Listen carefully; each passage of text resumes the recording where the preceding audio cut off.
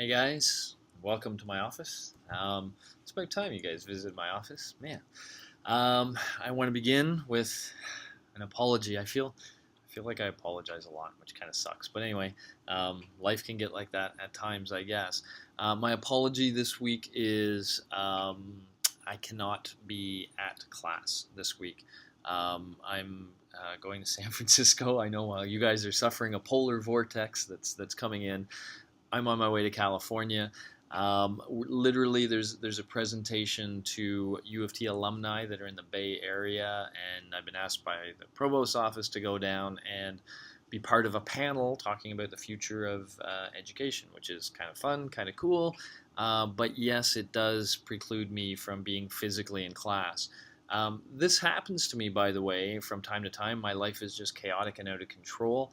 And when this happens to me in my normal class as well, this is how I will often respond.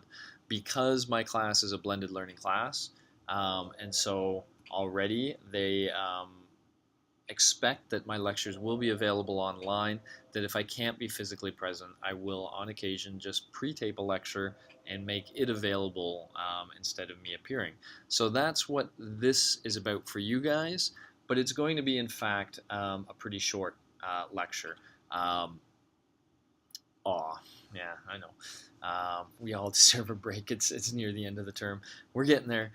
We got a couple like lectures after this one, but I did want to. It seemed over the past little while that I had some ideas that I'd thrown out on the website, and then we never got a chance to really follow up in class. The final class we're going to have is about representing yourself as a passionate teacher, I guess, the kind that we would expect would do well on interviews and in terms of landing positions. And a lot of that's going to link to your teaching philosophy stuff you guys have been working on. And so my hope is that the last class we can spend some serious time talking about that. And thus I'd like to just hit on at least one of the other topics that I had mentioned in this video. All right, so without further ado, let's do it. So just going back to our class website here and wanting to get at some of these issues. So there's the Guide to Effective Post-Secondary Teaching. We may or may not get there today, but I really want to encourage you. I thought that was really well written and really useful. I don't know how useful it is for me to go through it with you. I think it's pretty self-explanatory. So I'm going to leave it there, but I do want to just highlight, well, maybe I'll leave it there, maybe I'll come back to it. But I do just want to highlight, not the teaching statement thing, where is it? The bit I did, yes, here, about large classroom teaching. So, I know, hey, that's me, weird. I know that not all of you aspire to teach large classes. But I want to talk about it a little bit and use this site as a bit of inspiration because I want to give you guys a sense of the politics and the advantages of being at least open to teaching a large class. So let's begin with the politics. Keep in mind that universities, with respect to, if you kind of think of them in a business model terms, they get their money from government funding that largely has remained unchanged for a long, long time, and from student tuition, where the per student level of tuition has not increased all that much. A lot of students would argue otherwise, but in reality, there have not been huge gains in the cost of education to a given student. And yet there's a demand on the part of the government and other agencies to make an education, higher education, accessible to as many people as possible. So taxpayers want their children to go to university. It's kind of like a bachelor's degree is the new graduating from high school. So every parent wants their children to go. They vote, so politicians want to make sure there are options for all these children. So politicians put a lot of pressure on universities to increase the number of students they teach. that is one of the clear ways of increasing the funding to the university. But that only makes sense if you can somehow not have to reinvest as much money as you make. So if you continue, let's say, insisting that every class be no larger than 50 students, then for every 50 more students you add, you have to have a new teacher, you have to find the space, you have to have somebody organize all these classrooms. So there's all this administrative overhead, which immediately eats up any gains of having 50, an additional 50 student class, an additional 50 students. The only way that universities can get ahead, I don't know if get ahead is the right term, it's almost like deal with these pressures, is to accept large classes as a reality. So if you have a professor teaching, say, a 100-student class, then if you want to double the size of that class, as long as you have the room, or if you use online lectures and so you don't need the room, then you can still have that one professor doing mostly what they did before. They will need a little bit more support in terms of TAs, but they won't necessarily need additional classrooms, additional administration, and you won't need additional professors, who admittedly are the most expensive part of the higher education system, or I don't know, but most expensive, that might be a little extreme, but definitely an expensive part of it. And so there's gains to be had if class sizes increase. Now, I've already talked to you about the losses in terms of the teaching objectives and how it becomes lecture multiple choice and how you can try to fight that. I won't go there anymore. But I do want to be clear that the way universities function now is that those first and second year courses, the very large, typically first and second year courses, make the university a ton of money, and the money they make from these big classes can then go in to fund the much more labor-intensive smaller classes. So if you want to have a whole bunch of seminars for fourth-year students so that every student gets that small class seminar experience, those seminars are amazingly expensive. So the only way you're going to be able to afford to have all those seminars is to have a cash cow somewhere. And the cash cow are these large classes. All right, you may like that, you may not like that. It is a reality, and it's becoming a reality all around the world. The reason I'm telling you guys this is it's something you can either fight against or work with. Now, I'm clearly a work wither, so you're getting a biased perspective on this. But from my perspective, what this says is simply by being willing to teach a large class, you are doing the university and the department a huge favor. You are giving them what they need, this mechanism for making the money that will fund the rest of their program. And so it's something people highly value. If you can teach a large class well, wow, then you're really doing something. If you can actually give, well, I mean, mostly if your students are happy, that's enough.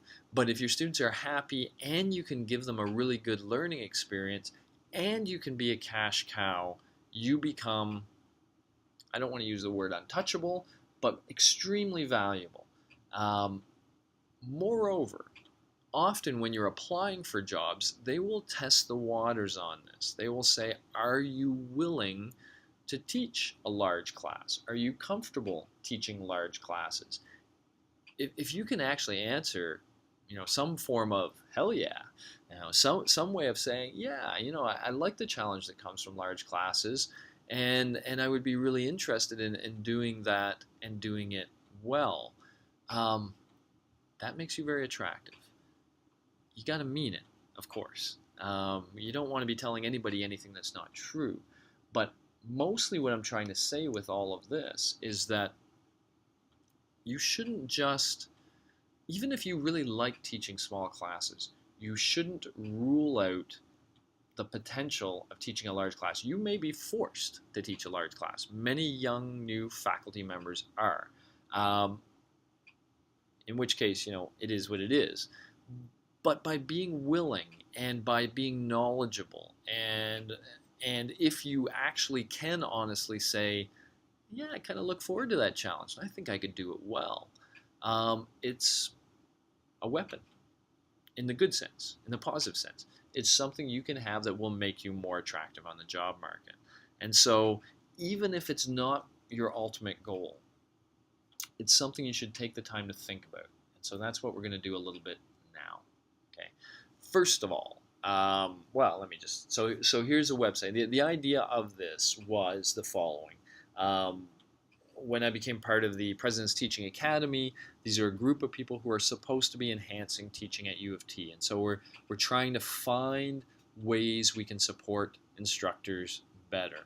One of the notions thrown out there was the following. Like, hey, a lot of people, just like you guys, are hired by departments and thrown into large classrooms with virtually no preparation and no guidance. What can we do to make those faculty members more successful? How can we support them? The idea was to get a bunch of large class teachers together. So a bunch of us who teach large classes got all together and tried to break down the large class context in a number of ways. And so basically, I'm just going to click it. And this is just an overall blurb, so you can get a sense of that. A big guiding principle of this was, that's just sorry, where's the actual module? There it is. Here we go. A big guiding principle of this was to use a lot of video. So you're going to see video all through this. If you click on any of this stuff, you'll start seeing video. It seems to be the zeitgeist of the time, short videos that make a point somewhere. And this is, by the way, Carol Rollheiser, who is the director of CTSI.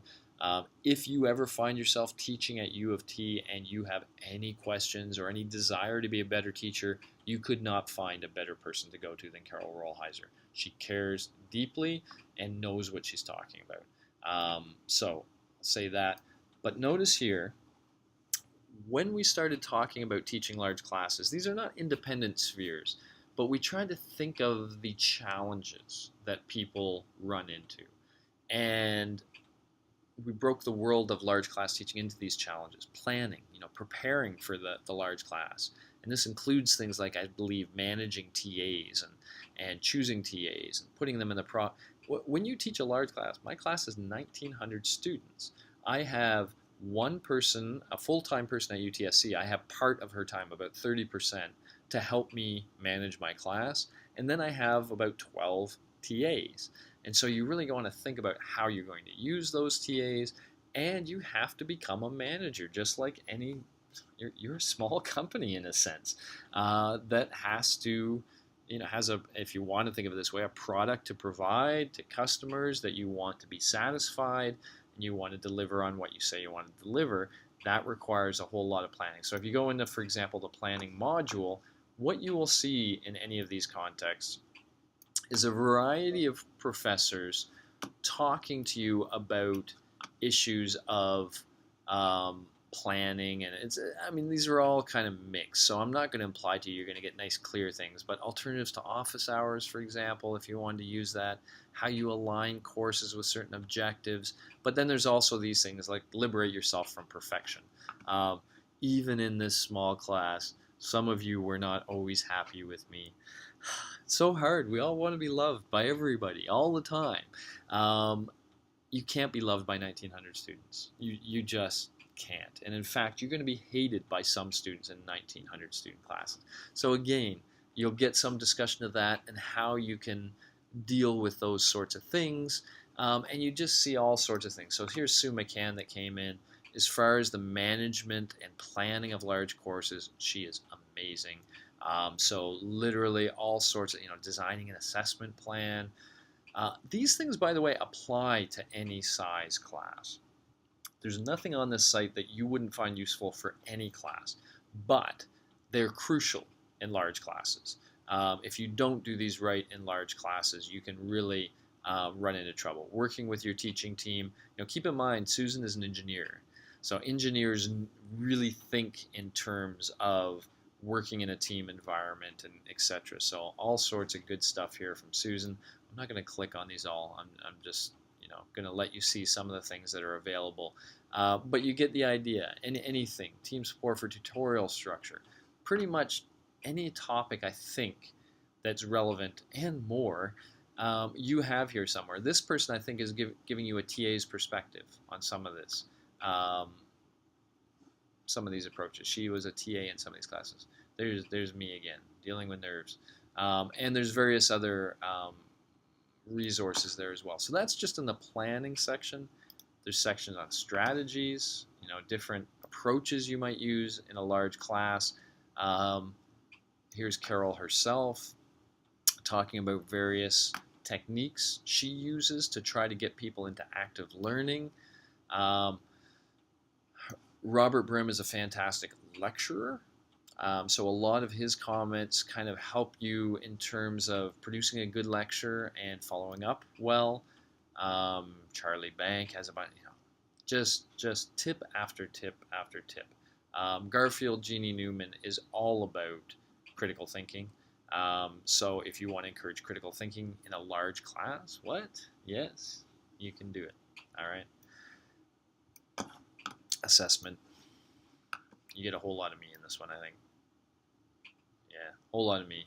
You've heard of a lot of these things already from me, but a lot new. So you're getting the usual suspects here, but there's a lot. There's a lot here. If you were ever being interviewed in a place where you suspected large class teaching might be part of the dialogue of the interview, going through this website, stealing some of our ideas, and being able to talk about them in a way. So if somebody asked you a question that said, "Are you okay with teaching a large class? Because we might need you to teach, a 500 seat class." If you said, "Well," you can even say, "My preference is seminar courses. I like smaller courses, but yeah, I'd be up for the challenge. In fact, I've looked into some of this, and I know that there are challenges in terms of the planning and the strategies that are possible in a large class. The way you assess people is really important. So I've already thought about that, but I'd want to think about that more in a large class, and I'd also want to consider whether I could use technology in any useful way."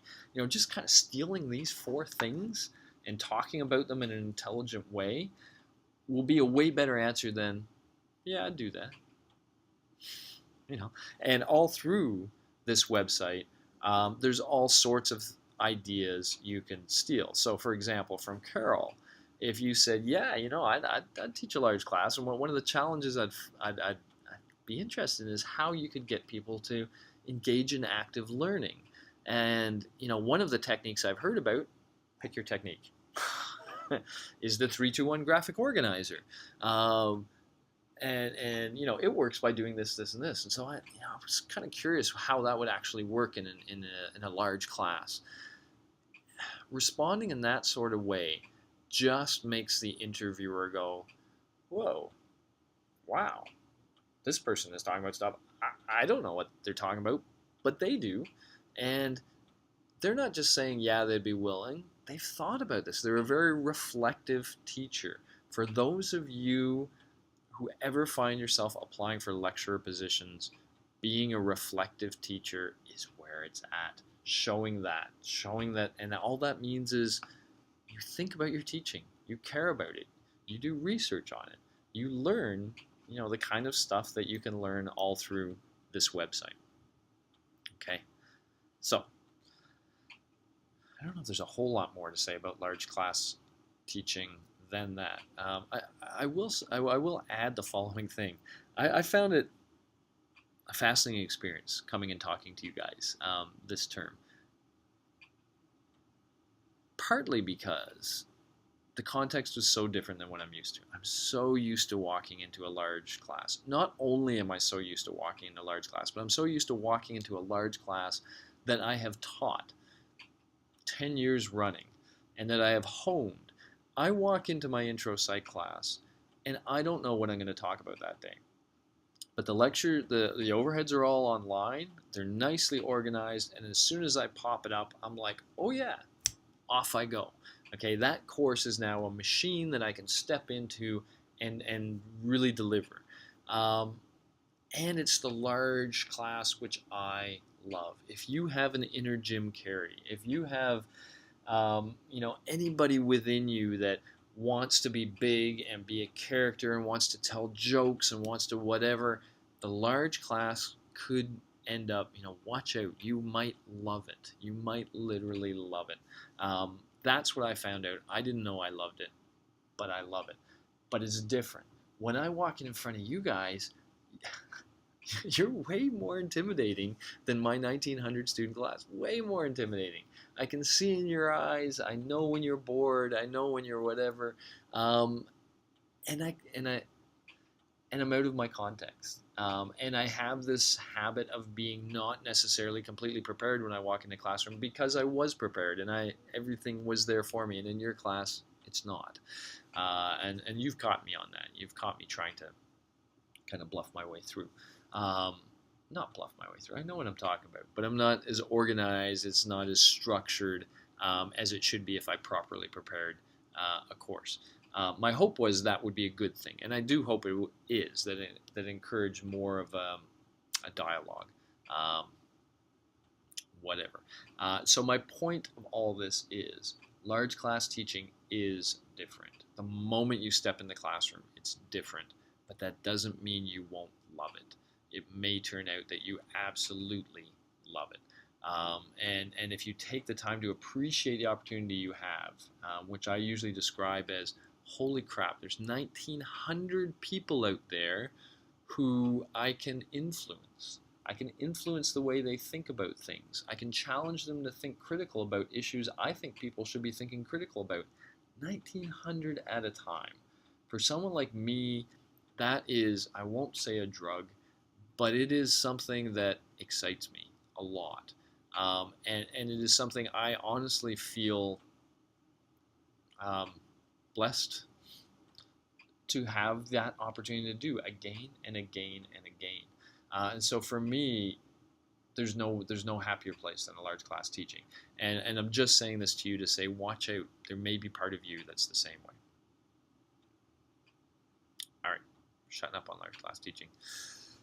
Let's go back a little bit and let me highlight some of this other stuff. So we'll leave large class teaching alone.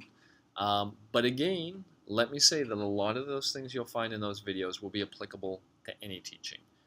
But so too is this. And so I want to highlight this without going through it in detail. But I want to encourage you to go through it in detail. Because I do think there's a lot in here.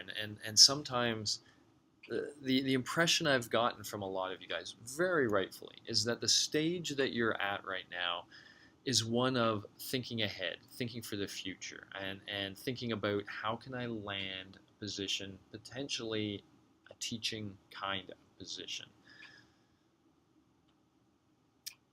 And I would say the most important thing, well, I mean, there's two steps. There's two things you have to win. One is getting the interview, and we're going to focus on that in the last class. How can you, on paper, do your best to get that interview? The second is, when you get the interview, making the most of it. And I think the most important part of that is knowing what you're talking about. And it's relatively easy because you're probably going to be interviewed by a group of faculty members who are tenure stream faculty members, research faculty members, who've never thought much about teaching. Never thought much, that's unfair. But never really systematically went through documents like this one that we have in front of us right now. Instead, they just kind of went in the classroom and figured stuff out. If you're in front of these people and you can show that you've thought of things, or you have ideas, or you have little tricks or things that you might try in the classroom that they've never thought of, you look really good. You look really good. And basically, people like Bernie here are giving you the ammunition, everything you need to sound like an intelligent, thoughtful, reflective teacher. So as you go through this, he talks about the purpose, he talks about the organization, but look at the organization, creating a positive environment. Imagine you just said this at an interview. Imagine somebody just said, okay, we're considering you for a teaching position. What do you think are the important things that a good teacher does in the classroom? You get asked that question. And what if you answered, well, I would kind of break it down into, I could say three things. I'd highlight three things that are really important. One is creating a positive environment for learning. The other is organizing and teaching content to best meet most student needs.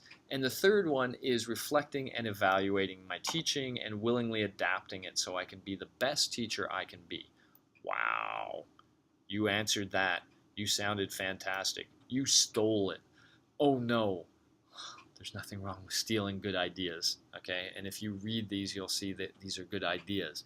And your committee will not have read this, so they won't know you're stealing. And even if you did, I mean, you could literally, if you're the guilt-ridden type, you could literally say, well, you know, my teaching has largely been informed by the work of Bernie Krajnowski. And he or she, Bernie's kind of ambiguous, but he or she, you know, lays out these as the three things. So that's one way to say it. Your choice how sneaky you want to be. I won't tell you how sneaky to be. But you start breaking things down like that, and then they say, well, what do you mean? But what would you do to create a positive environment for learning? Excellent. Creating a positive environment for learning. Well, here's some of the things that are important to me, and here's some of the ways I would, well, this is what students view, okay, but you will get to some techniques, some ways to actually do that. And here you have your ways, okay? So, I mean, to a large extent, I give you this document for two reasons. One is you're going to learn some cool stuff. There's going to be some tips in here that will be fantastic and that you can use. But the other reason is, if you're mostly worried about how do I get that job when I get the interview, or you know, what sort of things should I put in my statement of teaching? How should I frame that? What things should I highlight? There's a lot here. There's a lot here, and there's no shame in you know, Bernie here has looked at this a lot and has brought together a whole bunch of points, a whole bunch of ideas from other people. Some brought it all together in one document that you can read and use and sound, and in fact not just sound, but be an extremely intelligent, reflective teacher. Okay? Here's some ideas of the very first things you use.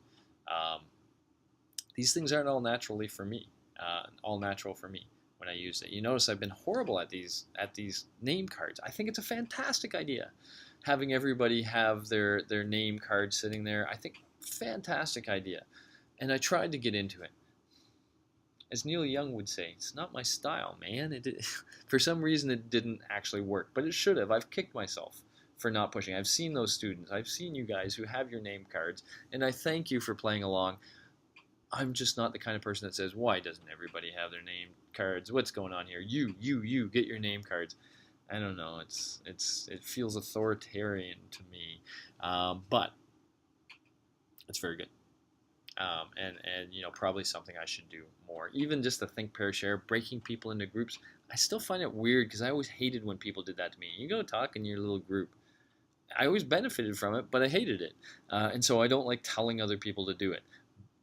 But when you look at the literature, and if you actually try it a few times, like when people have asked me to do it, I've actually found it pretty beneficial. Yeah. So again, let me highlight this. These aren't Bernie's ideas. These are Gross Davis's ideas. What Bernie's doing is just bringing this all together for you in a single, really great resource. So when I went through this, you know, looking for something to share with you guys. Oh, there's Bernie. So Bernie is definitely male. But when I was going through this looking for something, I was like, holy crap. This is like almost every good idea I've ever heard is here. And there's a bunch of good ideas here that I'd never heard before. You know, as a one-stop shopping place, I can't imagine a better place to go. I mean, we're going to talk about this in class, next class, I think, dealing with unruly students. So look at some of this stuff. Think about it ahead of time before you come to class.